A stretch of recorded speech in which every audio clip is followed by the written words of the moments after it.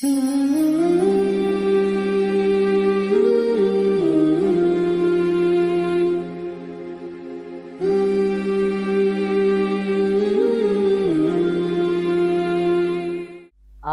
باللہ من الشیطان الرجیم، بسم اللہ الرحمن الرحیم۔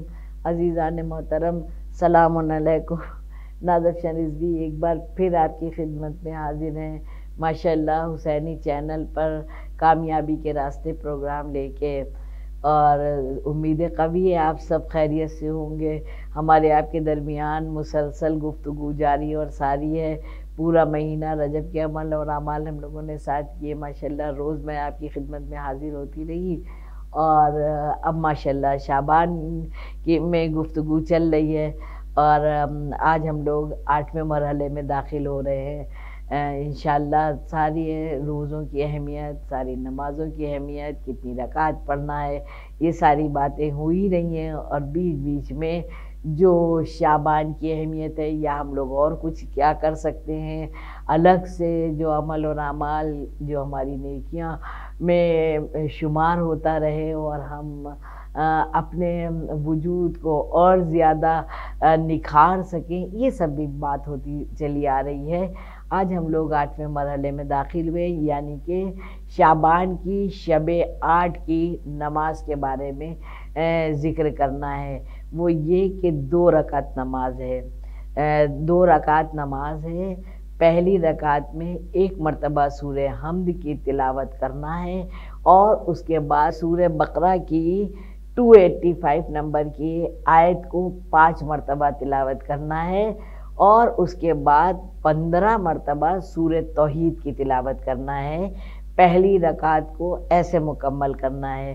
پھر دوسری رکعت میں 1 مرتبہ سورہ حمد کی تلاوت کرنا ہے، اور اس کے بعد سورہ کہف کی 110 نمبر کی آیت کو پڑھنا ہے، اور پھر اس کے بعد 15 مرتبہ پھر سے سورہ توحید کی تلاوت کرنا ہے۔ یہ اتنی رحمتوں برکتوں والی نماز ہو جائے گی۔ اس کے حوالے سے روایت میں ملتا ہے کہ پروردگار عالم ارشاد فرماتا ہے کہ اس کے سارے گناہ معاف کر دو، یعنی کہ جیسے ہم لوگ ڈیلیٹ کر دیتے ہیں نا، کچھ بھی گڑبڑ لکھا تو ڈیلیٹ کر دیا، کچھ بھی غلط ہوا تو ڈیلیٹ کر دیا۔ ایک زندگی میں بہت ساری ایسی چیزیں ہوتی ہیں، کہتے ہیں نا کہ کچھ چیزیں ایسی گزر جاتی ہیں کہ جو ہم ربڑ لے کے مٹا نہیں سکتے، ہوتا ہے نا، اور زندگی بھر پچھتاتے رہتے ہیں۔ لیکن پروردگار عالم کا شکر ہے کہ اس نے اتنا بڑا موقع ہمارے اور آپ کے لیے مہیا فرمایا ہے کہ جس نے یہ 2 رکعت نماز پڑھ لی ماہ شعبان کی شب 8 کو، تو پتہ ہے کہتے ہیں سمندر کے جھاگ کے برابر بھی اگر گناہ ہے تو ان کے گناہ کو معاف کر دو۔ کتنا بڑا اللہ نے تحفہ دیا ہے۔ خدا کرے اب ہمارے سارے گناہ معاف ہو جائیں، اور ہم اپنی زندگیوں کو ایک نئے سرے سے جئیں۔ دعا کریں کہ پروردگار عالم اب آخری سانس تک ہم سے کوئی گناہ ہونے نہ پائے۔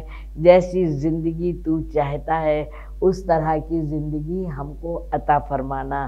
اور روایت میں ہی ملتا ہے کہ اگر ماہ شعبان میں کسی نے 8 روزے رکھ لیے تو پتہ ہے وہ کبھی پیاسا نہیں رہے گا، وہ کبھی پیاسا نہیں مرے گا۔ وہ اس کو پروردگار عالم اس کو سیراب کر دے گا۔ اتنے بڑے بڑے تحفے۔ پروردگار عالم سے دعا ہے کہ شر شیطان کو ہم لوگوں سے دور رکھنا، اور ہم کو ایسی صلاحیت توفیق عطا فرما دے کہ ہم لوگ راہ خیر پر چلیں، اور سارے عمل اور اعمال 12 امام اور 14 معصومین علیہ السلام کے واسطے وسیلے سے یہ سارے نیک کاموں کو کرتے چلے آئیں، اور شرف قبولیت حاصل ہو۔ جن کو ایسے عمل اور اعمال کروانا، سب مومن مومنہ اچھے رہیں۔ جو ہمارے مرحومین ہیں ان کے لیے بھی دعا گو ہوں میں کہ مولا سب کی مغفرت فرمائیں۔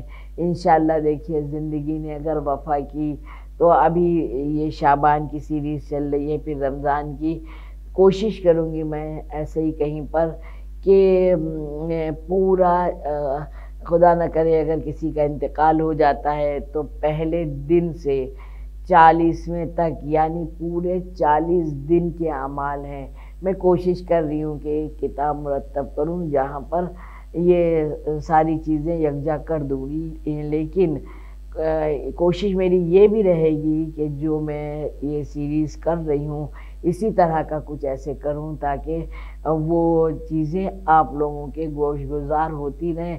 پھر چاہے آپ نوٹ کر لیجئے گا۔ مولا سب کو سلامت رکھے، سب کی لمبی عمریں ہوں، صحتیں اچھی ہوں، لیکن جن کے جو مرحومین ہیں ان کے لیے دل تڑپتا ہے کیا پائیں کیا کریں، تو وہاں پر ہم لوگ ان کے لیے بہت کچھ کر سکتے ہیں۔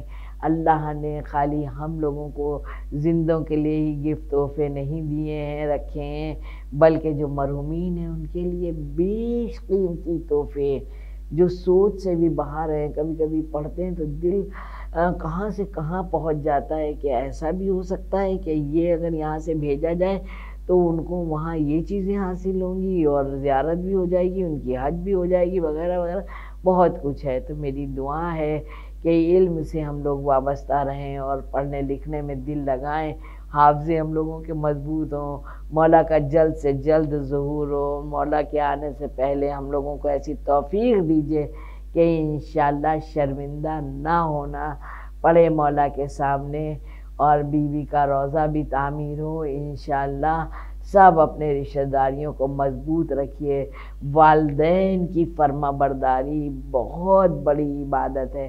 جب میں پہلے دن سے یہ کہتی چلی آ رہی ہوں نا، شعبان کے ایک ایک نیکی کا ثواب 70 گنا بڑھ کے ملتا ہے، تو کیوں نہ جو کچھ ہمیں اطراف میں اپنے مل رہا ہے چھوٹا چھوٹا، اپنے چھوٹے بہن بھائیوں سے محبت کرنا ہے، اپنے بڑے بہن بھائیوں سے عزت کرنا ہے، اپنے بڑے بزرگوں کی خدمت کرنا ہے، اپنے والدین کی فرما برداری کرنا ہے، اپنے پڑوسیوں کے ساتھ سلوک کرنا ہے۔ یہ چھوٹی چھوٹی چیزیں جہاں کہیں بھی کچھ نہیں کرنا ہے خرچ زیادہ، بس اپنا حوصلہ، اپنا عزم، اپنی سوچ اور اپنی فکر میں یہ چیزیں شریک اور شامل کر لیں اور کوشاں رہیں، تو خدا کی قسم ایک ایک ذرہ ذرہ برابر کی نیکی بھی شعبان کے ختم ہوتے ہوتے اور رمضان کا آغاز ہوتے ہوتے ہم کو ایک اچھا انسان بنانے کے لیے، صحیح روزے رکھنے کے لیے آمادہ کر دے گی انشاءاللہ۔ سب کے روزے قبول ہوں، سب کی نیک حاجتیں پوری ہوں، سب کی رشتہ داریاں مضبوط ہوں، شیطان کسی کو بھی ورغلا نہ سکے، ہم سب کو شر شیطان سے اور شر سلطان سے دور رکھنا پروردگار عالم، اپنے رحم و کرم کے سائے میں ہم کو بھی رکھنا، سارے مومن مومنات کو بھی، اور میرے بچوں کو بھی، میرے بچوں کے حق میں بھی آپ لوگ بھی دعا کریے گا۔ والسلام۔